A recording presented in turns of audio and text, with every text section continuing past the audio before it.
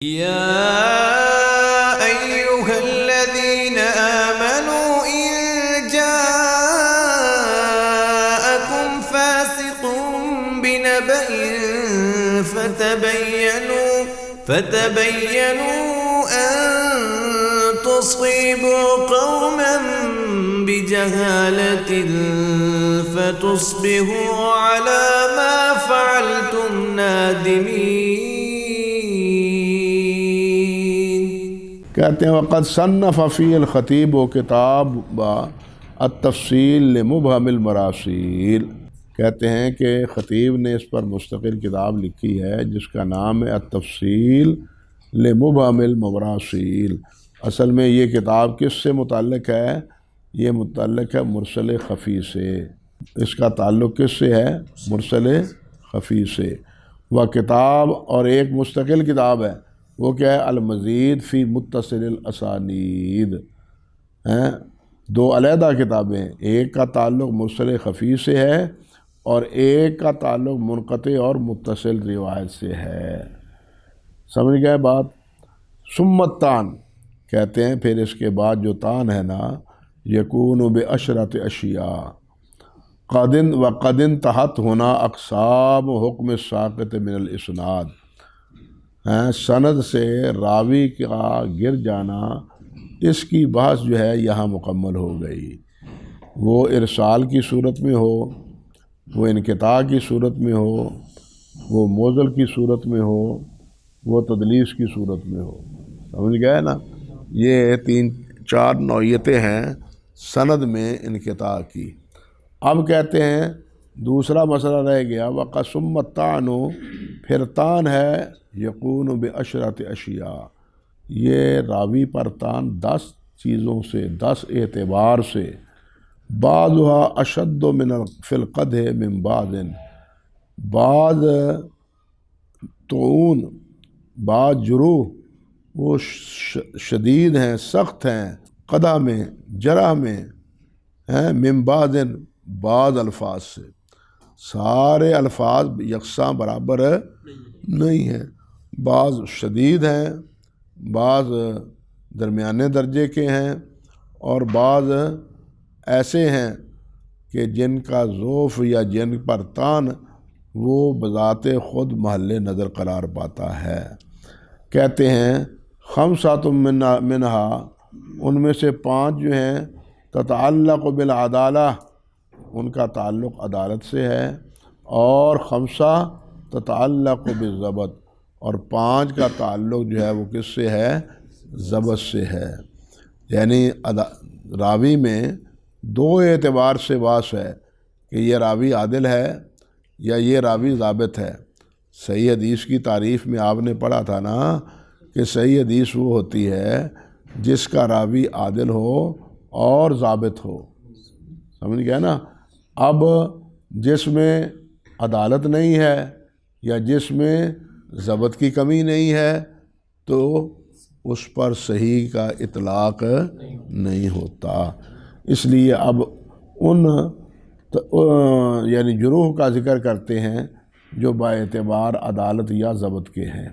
کہتے ہیں وَلَمْ يَحْصُلْ الاعتناء بتمییز احد القسمین من الآخر، کہتے ہیں کہ یہ اعتناء، یہ اہتمام ہم نے نہیں کیا جو کہ دونوں قسموں میں سے تفریق کا باعث بنتا ہے، ان کا ہم نے اہتمام یہاں نہیں کیا۔ کیوں نہیں کیا؟ لمصلحت، ایک مصلحت کی وجہ سے، کوئی ترتیب ہم نے ایک مصلحت کی وجہ سے نہیں رکھی، اور وہ کیا ہے؟ اقتضت ذالک، کہ وہ ترتیب یا وہ مصلحت اس کا تقاضا کرتی ہے کہ یہ جروح اس ترتیب سے نہ ذکر کیے جائیں کہ پہلے اشد ہو، پھر اس سے کم ہو، پھر اس سے کم ہو۔ وہیہ، اور وہ کیا ہے؟ ترتیبھا علی الاشد فالاشد فی موجب الرد علی سبیل التدلی، کہتے ہیں کہ یہ ترتیب ہے پہلے سب سے سخت جرح وہ کون سی ہے، پھر اس کے بعد سب سے زیادہ سخت جرح کون سی ہے جو رد کا کو واجب قرار دے دیتی ہے کیا سمجھے نا، فلا شد فی موجب الرد علی سبیل التدلی، تدلی کے اوپر سے نیچے آنے کے اعتبار سے، اوپر سے نیچے آنے کے اعتبار سے، لأن التانا، اس لیے کہ تان جو ہے اما ان یکون لکاذب الراوی، یا تو راوی کے جھوٹ کی وجہ سے ہے، اور وہ جھوٹ بھی کیا ہے، فی الحدیث النبوی، یہ اتنا گیا گزرا ہے کہ یہ اللہ کے رسول صلی اللہ علیہ وسلم پر بھی جھوٹ بولنے سے گریز نہیں کرتا، بِأَن یروی عنہ صلی اللہ علیہ وسلم ما لم یقل ہو متعمدا لذالک، کہ وہ نبی علیہ الصلوۃ والسلام سے روایت بیان کرتا ہے جو بات آپ نے نہیں فرمائی، ما لم یقل ہو، جو آپ نے نہیں فرمائی، متعمدا لذالک، اور وہ یہ سارا کام کیا کرتا ہے، دین سمجھ کے آمدن کرتا ہے، وہ دین سمجھ کے آمدن کرتا ہے۔ وہ کسی نے پوچھا نا نوح بن نبی مریم سے کہ یہ جو حدیث سے آپ فضائل قرآن کی اتنی بیان کرتے ہیں، یہ کیوں اتنی آتے ہیں، یہ ہے نہیں کہ کوئی اور بیان کرتا نہیں؟ تو وہ حضرت صاحب فرمانے لگے کہ لوگوں نے قرآن مجید کے ساتھ اعتنا چھوڑ دیا ہے، تو قرآن مجید کے ساتھ تعلق وابستہ کرنے کے لیے میں نے یہ احادیث ذکر کی ہیں، دین سمجھ کے ہی انہوں نے کیا نا، لیکن یہ اپنے دین کا بیڑا غرق کر بیٹھا۔ صوفی آدمی ہوتے ہیں نا، صوفی آدمی جو ہے نا، وہ نیکی کے بارے میں روایات اور قصص اور حکایات بیان کرنے میں جھوٹ سے کوئی گریز نہیں کرتے۔ کیوں؟ کہ ان کا مشن کیا ہوتا ہے، لوگوں کو اعمال کی طرف آمادہ کرنا، اگرچہ جھوٹے قصے کہانیاں کیوں نہ ہوں۔ یہ جتنے فضائل کی اکثر و بیشتر اردو کی کتابیں ہیں، وہ ایسی ہی حدیثوں سے یا روایات یا حکایتوں سے اٹی پڑی ہیں۔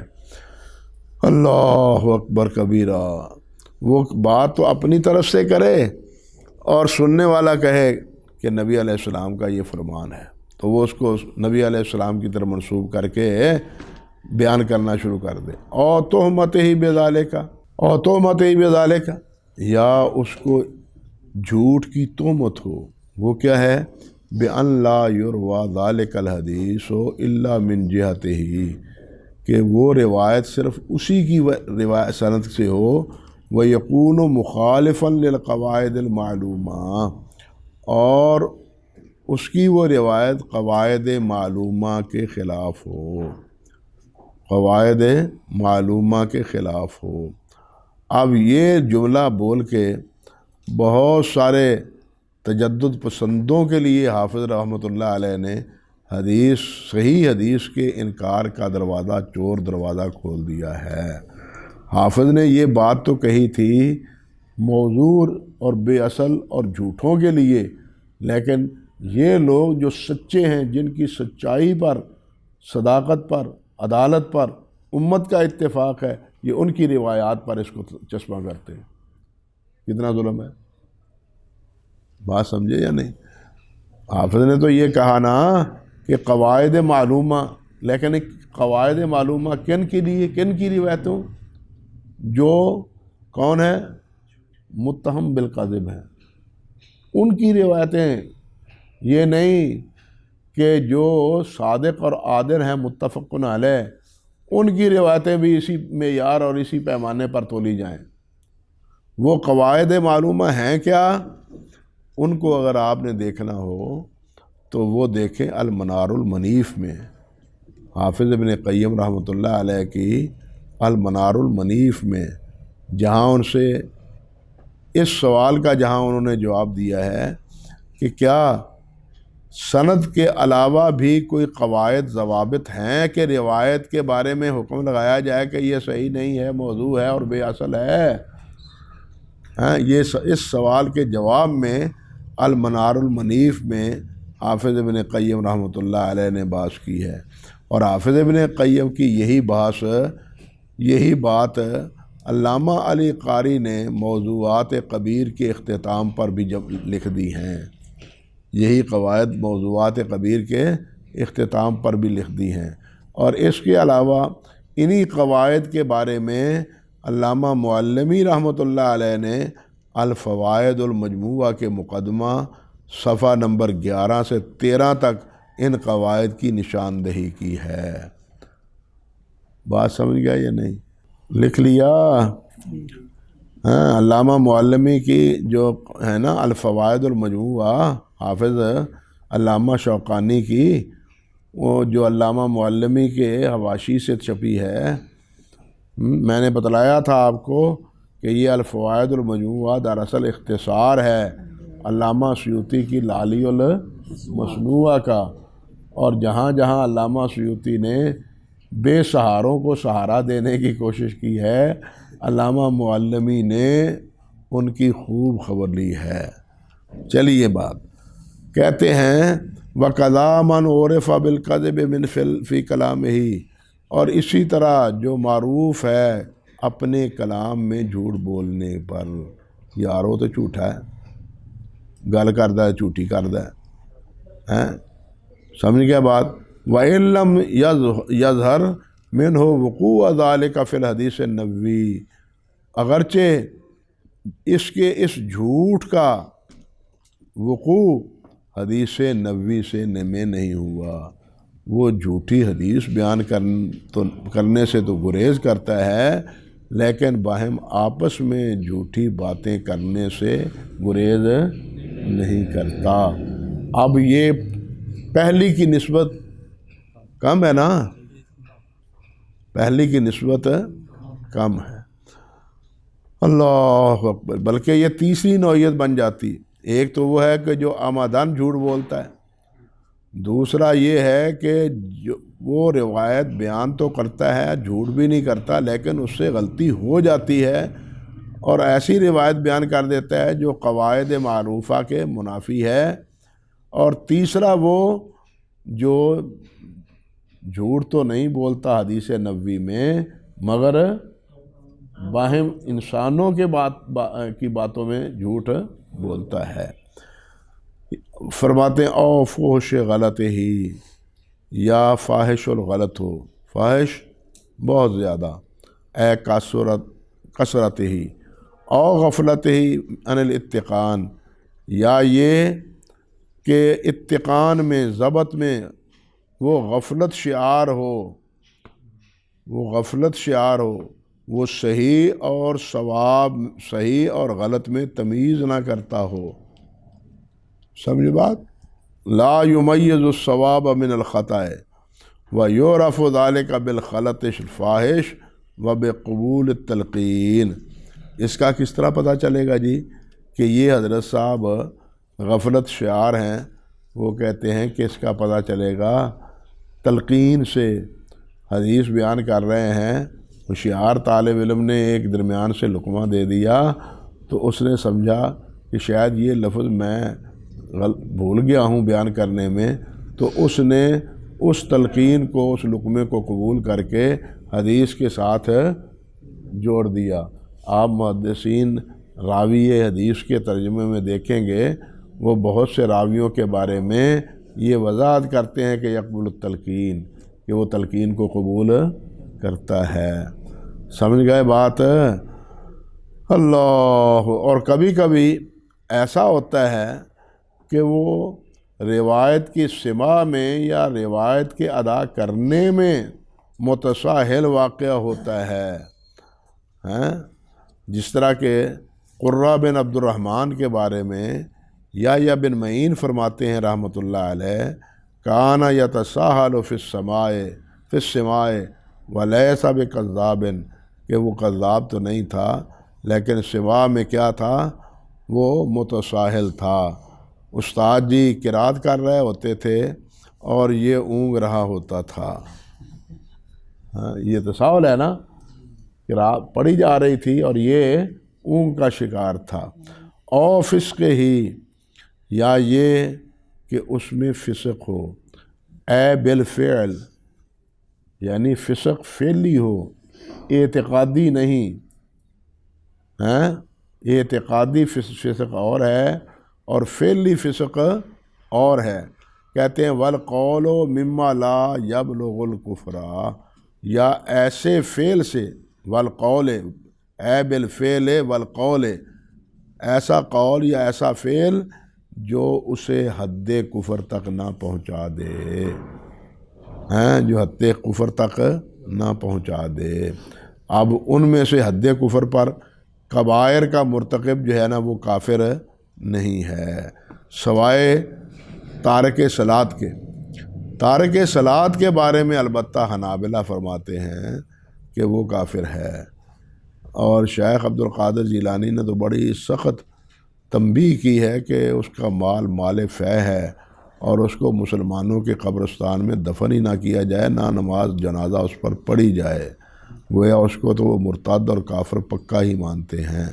لیکن جمہور علماء، البتہ یہ بھی ذہن میں رہنی چاہیے بات کہ ترغیب و ترہیب میں علامہ منذری رحمۃ اللہ علیہ نے ذکر کیا ہے ایک تابعی کا قول کہ صحابہ کرام کا اتفاق ہے کہ تارک صلاۃ کافر ہے۔ ترغیب و ترہیب میں یہ صحابہ کی طرف علامہ منذری نے ذکر کیا ہے، لیکن اسی وجہ سے امام ابو حنیفہ ہوں یا دوسرے امام شافعی ہوں، وہ اس کو کبیرہ گناہ کا مرتکب تو کہتے ہیں، کافر نہیں قرار دیتے۔ وہ یہ ضرور کہتے ہیں کہ اسے جیل میں بھیجا جائے، اس کو سزا دی جائے تاکہ یہ نماز پڑھنے لگ جائے۔ یہی موقف تھا ہمارے قریبی دور میں علامہ البانی رحمۃ اللہ علیہ کا، اور ان کے اسی موقف کی وجہ سے ہمارے بعض سلفی، عربی سلفی حضرات جو ہیں انہیں مرجیہ قرار دے دیا تھا کہ البانی اہل بدعت سے تعلق رکھتے ہیں، اہل سنت سے نہیں، وہ مرجیہ ہیں، کیونکہ وہ اعمال کو ایمان سے خارج علیحدہ سمجھتے ہیں، تبھی تو نماز نہ پڑھنے والے کو بھی وہ ایماندار سمجھتے ہیں۔ یہ مقدمات تھے ان کی اس گفتگو کے، سمجھے بات؟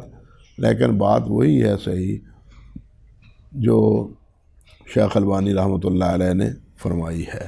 چلیے خیر، یہ اپنی جگہ پر مستقل بحث ہے، اور کتابوں میں اس میں تفصیل موجود ہے۔ فرماتے ہیں وَبَيْنَهُ وَبَيْنَ الْأَوَّلِ عموماً، یعنی فسق میں اور غفلہ میں یہ کیا ہے؟ عموم مطلق ہے۔ لِأَنَّ الْكَذِبَ فَرْدٌ مِّنْ أَفْرَادِ، کیوں کہ جھوٹ جو ہے یہ اس کے افراد میں سے ایک فرد ہے، یعنی ان کے انواع و اقسام میں سے ایک نوع ہے۔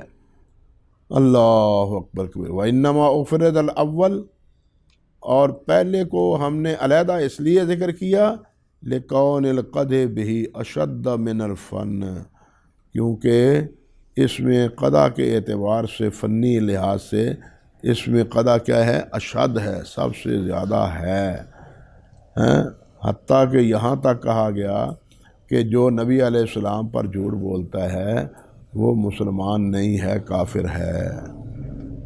یہ آگے آئے گی بات، آگے آئے گی بات انشاءاللہ العزیز۔ وَأَمَّا الْفِسْقُ بِالْمُعْتَقِدِ فَسَيَأْتِي بَيَانُهُ، اور رہا وہ فسق جو اعتقاد کے ساتھ تعلق رکھتا ہے تو کہتے ہیں اس کا بیان آگے آئے گا، اور یہ آگے کا بیان ہم بھی آگے ہی کریں گے۔